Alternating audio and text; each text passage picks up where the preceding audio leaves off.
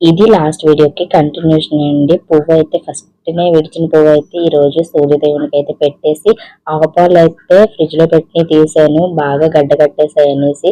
కానీ ఆ పాలైతే బాగా అంటే పాలు బాలేదనమాట, విరిగిపోయి. మళ్ళీ ఆవు పాలు తెచ్చి పెట్టాననమాట.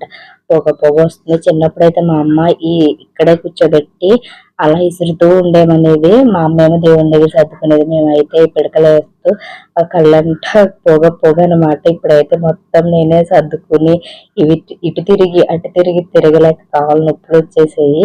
మొత్తానికైతే కొంచెం ఒక 15 మినిట్స్ టైం పట్టింది గానీ మంచిగానే ఆ పిడకలైతే ఎండిపోయినాయి కాబట్టి బానే అయింది.